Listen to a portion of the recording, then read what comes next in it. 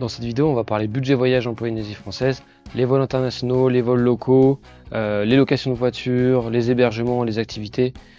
Donc il y a de quoi faire.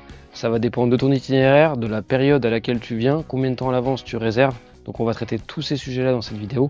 Et ensuite on va se poser des questions. Est-ce qu'il vaut mieux partir par agence de voyage ou hors agence de voyage? Et aussi on va vous donner tous nos conseils de résidents à Montréal pour vous aider à préparer au mieux votre voyage. Et si tu recherches des informations clés, tu peux consulter notre blog de voyage mylittleponynesia.com et télécharger notre e-book en description. C'est un guide en 10 étapes. Préparer son voyage au mieux à Tahiti, c'est facile, tu télécharges et c'est gratuit.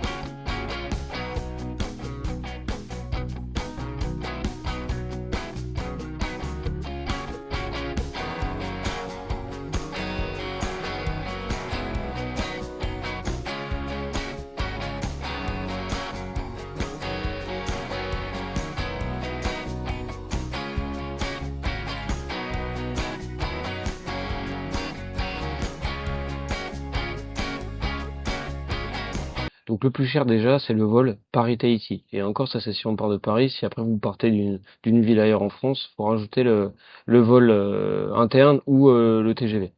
Donc déjà, les périodes, les saisons, c'est très important parce que entre la basse saison, la moyenne saison ou la haute saison, les prix ça va être du simple au double en Polynésie française.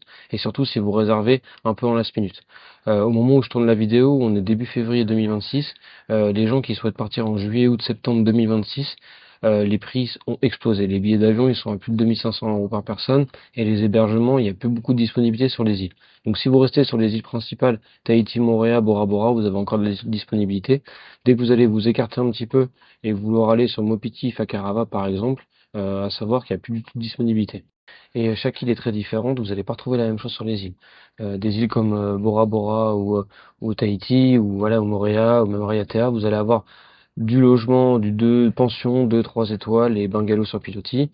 Vous allez avoir plusieurs offres différentes qui s'offrent à vous quand vous allez être sur des petites îles type Wainé, Mopiti, Fakarava, Tikeho, euh, pour citer qu'elles. Vous allez avoir une offre très limitée d'hébergement, donc ça va vite se remplir. Donc si vous réservez là, vous êtes en février 2026, l'idéal c'est pour réserver pour l'été 2027. Donc juillet août septembre. Après par contre si vous partez plutôt hors saison, vous pouvez réserver un peu quand vous voulez, si vous évitez cette période juillet août septembre. Euh, voilà. Mais du coup, à savoir que le budget moyen, déjà le vol Paris-Tahiti, si vous êtes en haute saison, donc là vous réservez dans plus de 6 mois, c'est 2500 €. Si vous réservez plus d'un an à l'avance, vous allez être plutôt dans les 2000, même peut-être un peu moins. Et après, si vous êtes en basse saison, vous pouvez trouver des vols aller-retour 1000, 1200 €. Même voilà, tout dépend de la compagnie que vous prenez. Si vous prenez French Bee, ça sera moins cher. Après, vous avez Air Tahiti Nuit qui démarre à partir de 1500 € en économie. Et après, vous allez avoir Air France qui va plutôt être proche d'Air Tahiti Nuit en termes de prix. Même si en mai dernier, je suis parti avec Air France et j'ai payé 1150 € Ensuite, la moyenne saison, donc c'est ce que vous allez payer en moyenne, ça va être dans les 1500 €. Si vous venez sur des périodes type mai-juin, tout juin et octobre jusqu'à novembre. C'est à peu près ce que vous allez payer. Après, vous avez la période décembre, janvier, février, mais je vous recommande pas beaucoup parce qu'il fait pas très beau et du coup, vous allez vraiment subir le mauvais temps. Selon le nombre d'îles que vous faites, vous allez multiplier le nombre de coûts sur les vols internes. À savoir que si vous restez 3 semaines en Polynésie française, c'est bien de rester à peu près 4, 5 jours par île. Donc vous pouvez vite faire le calcul pour voir, vous allez faire 4, 5 îles en tout. Et du coup, si c'est des îles, alors en Tahiti, Moorea, ça se fait en bateau, c'est à côté. Mais après, dès que vous allez aller à Bora Bora, si vous allez à Raiatea, si vous allez à, à Wainé ou si vous allez dans les Tuamotu par exemple, là à chaque fois ça va être des vols. Donc on a récapitulé un petit peu ici les prix des vols, mais ça c'est vraiment de l'estimatif pur. Euh, En gros c'est moins d'une heure, ça va être entre 80 et 120 euros. Après 2 heures de vol, donc plutôt un Tahiti Tuamotu, ça va être max 2 heures, donc c'est plutôt 1 heure, 1 heure et quart, 1 heure et demie, 2 heures, 100-200 euros, et après Marquise, ça va être plus de 300 euros, donc ça va vite être cher. C'est ce qu'il faut avoir en tête. Euh, donc c'est pareil, plus vous y prenez à l'avance, après vous pouvez aussi avoir des prix de dernière minute sur les vols internes. Mais bon, si vous prévoyez un voyage longtemps à l'avance, c'est important de réserver ces vols à l'avance, locaux, et en plus regardez les hébergements. Comme ça, en fait, vous faites toujours vol et hébergement en même temps. Parce que sinon, vous pouvez vous retrouver sur des îles où il y a peu de vols par semaine. Et du coup, si vous fixez pas vos hébergements en fonction des vols, en fait, vous allez vous retrouver piégé à un moment ou à un autre. Et il y a même des îles, en fait, ils vous demandent même pas de pré-réservation, ils vous demandent juste la copie de votre vol ou de votre ferry, comme ça peut être le cas à Mopiti ou Fakarava, par exemple. Parce qu'ils savent que si vous n'avez pas vos vols, quoi qu'il arrive, vous n'allez pas pouvoir venir. Je vous recommande Tahiti Moréa, c'est de louer une voiture ou un scooter. Surtout une voiture. Vous allez être plus tranquille. Tahiti, il y a quand même de la distance. Si vous faites tout le tour de l'île jusqu'à la presqu'île en bas, il y a quand même pas mal de distance. Donc, voiture obligatoire pour moi, surtout si vous avez vos valises avec vous. Et ensuite, Moréa, ça peut être scooter ou voiture. Euh, pour plus de confort, je vous conseille la voiture, surtout que c'est quand même vallonné, donc c'est quand même plus agréable de prendre une voiture. Après, ce que vous allez avoir, ça va être le ferry Tahiti-Moorea. Il y en a une vingtaine par jour. Il n'y a pas besoin de réserver à l'avance. C'est à peu près 15 euros l'aller. Il y a plusieurs compagnies qui opèrent. Donc ça, c'est super simple. Après, entre Tahara et Atea, c'est pareil. Vous allez avoir des petites navettes de bateaux privés. Soit vous pouvez demander à votre hôtel ou votre pension qui vous le réserve. Soit sinon, vous allez directement à la gare maritime. Et comme ça, vous prenez des petites navettes, c'est des petits bateaux. On peut pas passer la voiture dans le bateau, alors que le ferry Tahiti-Moorea, c'est un gros bateau. Vous pouvez passer votre scooter ou votre voiture, et ça se fait plutôt bien. Vous pouvez prendre votre voiture, la louer à Tahiti, faire le tour. Après, vous allez à Moorea, vous passez la voiture dans le bateau, ça se fait bien. Après, soit vous redéposez la voiture à Moorea, selon la compagnie, si la compagnie opère de location de voiture sur les deux îles, comme Avis ou Hertz par exemple. Et sinon, vous ramenez, vous repassez par Tahiti, vous redéposez la voiture, et après, vous pouvez enchaîner sur les autres îles. Donc les hébergements en Polynésie, il y a vraiment vraiment tous les prix. Vous pouvez avoir du camping vraiment à pas cher, à de la petite guest house, auberge de jeunesse un peu en mode dortoir. Et après vous allez avoir aussi plutôt du rapport qualité-prix avec de la pension de famille. Donc c'est souvent en demi-pension.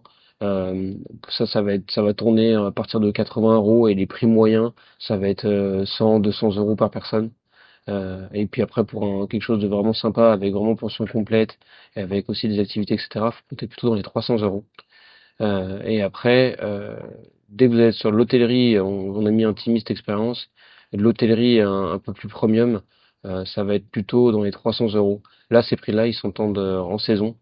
Euh, voilà, c'est des prix plutôt moyenne saison ou haute saison. Et après, vous allez avoir tout ce qui est luxe. Pilotis, là, ça va tourner à 1000 euros et plus. Ça peut monter à 2-3 000 euros selon l'île et selon la période recherchée. Et si vous voulez vraiment la villa Pilotis, vous avez différents niveaux de villa. Donc là, ça peut vite monter. Donc les bungalows sur Pilotis, la majorité que vous allez pouvoir retrouver, ça va être à Bora Bora en 1. Vous allez avoir aussi à Moorea. Vous allez retrouver aussi à Tikeo, à Ta'a. Après aussi, vous allez en avoir à Rongiroa. Donc il y a plusieurs îles où il y a des hôtels plutôt luxe 4 et plus. Mais vraiment l'offre la plus importante, où il y a vraiment de l'hôtellerie, vraiment luxe 5 étoiles et plus, ça va être à Bora Bora essentiellement.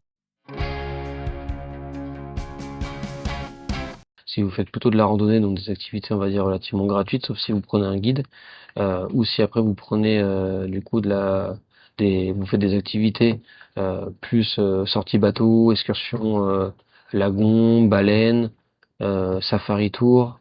Ça c'est des activités où ça va vite vous coûter. Si ça dépend, si c'est à la mi-journée, ça va plutôt être dans les 80 euros, et la journée complète plutôt 120 euros. Et en général, vous avez du coup le repas du midi qui est inclus. Moi, je vous recommande de faire des excursions à la journée, parce qu'une demi-journée, ça va beaucoup trop vite. Du coup, vous n'avez pas le temps de voir grand-chose. Euh, et pour les activités, ce qu'il faut faire, alors je pense qu'il faut avoir une balance entre en faire pas mal et pas trop en faire non plus. C'est-à-dire, si vous restez une moyenne de 4-5 jours par île, vous pouvez vous faire au moins une activité par île, voire 2 activités par île, ça va dépendre. Il y a des îles comme Moorea, par exemple, vous pouvez vous en faire 2. Vous pouvez vous faire l'excursion lagon ou baleine, selon si c'est la période. Donc à savoir la période, c'est août, septembre, octobre pour le pic de la période. Après, vous pouvez aussi vous faire un safari tour en 4x4 pour voir toute l'île, les belvédères, les spots, et écouter les légendes des guides. Soit ça, soit sinon après vous louez une voiture en autonomie. Après Tahiti, si vous faites la vallée de Papenno, typiquement, bah là c'est un safari tour. Vous traversez, vous pouvez pas y aller par vous-même, c'est très vallonné et les chemins sont pas praticables en voiture classique, donc faut être accompagné. Euh, sur toutes les îles hautes, dans l'archipel de la Société, vous allez pouvoir faire des excursions en safari. Comme pareil à Wainé, vous pouvez aussi faire ça. Raiatea, c'est possible aussi. Donc c'est bien de faire des combos. Au moins, je pense que sur chaque île, c'est bien de faire une excursion lagon. Et ensuite, selon les îles, vous faire une excursion type safari tour. Et après, ça va dépendre des envies de chacun, mais vous pouvez aussi cumuler, notamment à Bora Bora, faire des sauts en parachute, du parapente à Tahiti par exemple, du saut, du LM ou du tour d'hélicoptère. Donc ça, c'est vraiment des expériences plus premium et chères, mais après, ça peut être une expérience à vivre, notamment sur une île comme Bora, avec la vue sur le lagon qui est mythique, donc et magnifique. Donc ça peut être quelque chose d'intéressant à faire. Concernant les activités pour les plongeurs dans les Tuamotu, Fakarava, Rangiroa, Tikeo, pour citer que ces trois îles-là, vous avez de quoi faire, c'est super sympa, vous pouvez vous faire plusieurs plongées, faut pas hésiter, c'est vraiment le top. Il y a différents à faire, c'est magnifique. C'est vraiment les Tuamotu, il faut aller plonger en Polynésie française. Par contre, si vous voulez vous faire un premier niveau ou un baptême, moi je vous conseille de faire Tahiti ou Moorea, parce que ça va être plus simple, il y aura pas de courant, il y a une bonne visibilité.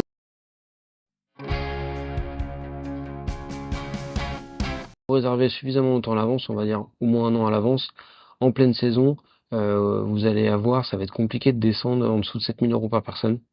Déjà parce que vous avez plus de 2 000 € de billets d'avion, tous les transports, ça va facilement être du 1 000 €. Après, ça va dépendre aussi si vous faites un mix entre pension de famille, si vous voulez faire un peu de bungalow sur pilotis, sachant que voilà, plus de 1 500 € la nuit de bungalow sur pilotis, bah ça va vite niveau budget.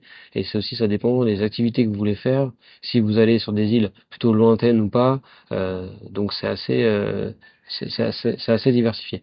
Si vous n'êtes pas sur de la pleine saison, milieu de saison, on va dire, vous pouvez avoir des vols aller-retour pour 3 semaines, plus tout l'itinéraire tout complet pour 5 000 € à peu près.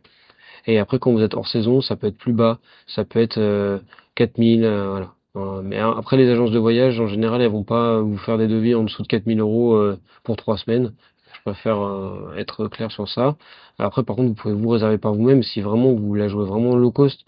Si vous arrivez à trouver, dénicher les prix peut-être un peu en last minute du hors-saison, pour 3 000 € pour 3 semaines, vous allez pouvoir vous faire un voyage en prenant en compte dedans plus de 1 000 € de billets d'avion internationaux. En dessous de 3 000, ça va commencer à être compliqué, sauf si vous avez de la famille sur place, des amis, des contacts, ou si vous dormez chez l'habitant, vous arrivez à trouver des bons plans comme ça, vous pouvez être sur un budget plus bas. Mais après, étant donné, voilà, c'est à l'autre bout du monde, il y a de la distance, quand on vient en Polynésie, c'est pour faire des activités, c'est pas pour rester sur le bord de la plage. C'est sympa, vous me direz, mais il n'y a pas que ça à faire. Du coup, ces genres de voyages, vaut mieux mettre un petit peu de côté pour bien profiter, parce que vous avez des coûts qui sont inhérents à la distance et après aussi au déplacement sur place. Effectivement, quand vous venez 3 semaines, vous n'allez pas rester sur une île, vous allez faire plusieurs îles. Donc dès que vous vous déplacez, ça revient vite cher.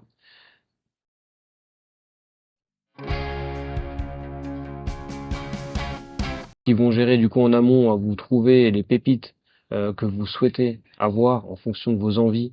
Si vous préférez la pension de famille à la locale, si vous préférez un hôtel, voilà, telle ambiance, tel truc, l'île, etc., ça va pas mal vous aider. Euh, Et aussi, ensuite, ça va vous permettre de sécuriser le fait de réserver avec l'agence, c'est que si vous avez un problème sur place, une annulation, une grève, ce que vous voulez, eh ben ils vont gérer. Pour finir sur l'agence de voyage, nous on vous la recommande si vous partez pour une grande occasion et vous partez sur une durée de 20 jours à peu près. Comme ça, vous allez avoir un itinéraire ultra optimisé, vous n'allez pas réfléchir à penser au lendemain ce que vous allez devoir organiser. Et voilà, pour une lune de miel, une grande occasion, un anniversaire, quelque chose de vraiment sur mesure, tant qu'à aller si loin et à mettre autant de budget voyage, autant rajouter quelque chose pour avoir quelque chose de vraiment parfait. Et aussi, ce que vous allez voir, c'est que finalement, si vous faites des devis avec des agences de voyage qui sont sérieuses, et entre le prix que vous allez voir en direct en regardant sur Booking ou toutes les activités, etc. Et les avions, vous allez voir, vous n'allez pas avoir une grosse différence de prix. Même vous pourrez être étonné. J'ai déjà vu des devis où vous allez avoir moins cher en passant par agence de voyage que en passant en direct. Parce que les bookings et les vols, etc., ils ont des prix plein pot, alors que quand vous êtes en agence de voyage, ils ont des prix négociés. Et vous pouvez regarder du coup le top 7 qu'on a déterminé en fonction de plusieurs critères, qu'on a testé. Et du coup, vous pouvez après contacter les agences soit nous contacter nous pour nous demander en fonction de vos envies ce qui pourrait correspondre le mieux pour vous, ou après contacter directement via des formulaires. Vous contactez, vous remplissez, et du coup comme ça part directement dans l'agence. C'est des agences locales, donc il y en a plusieurs. On les a testés. Il y en a qui sont plutôt de type grosses agences qui font du volume mais qui sont là depuis bien longtemps, donc qui ont un sérieux. Et après, vous allez avoir des agences plus, on va dire, petites, récentes, axées sur l'authenticité, sur la petite pension de famille, sur la découverte, quelque chose de plus intimiste. Donc il y en a pour tous les goûts. Et dans la description, tu vas retrouver notre e-book gratuit Préparer son voyage à Tahiti en 10 étapes. Tu peux le télécharger librement, c'est gratuit. Ça va te permettre d'avoir toutes les informations pour préparer au mieux ton voyage en Polynésie française.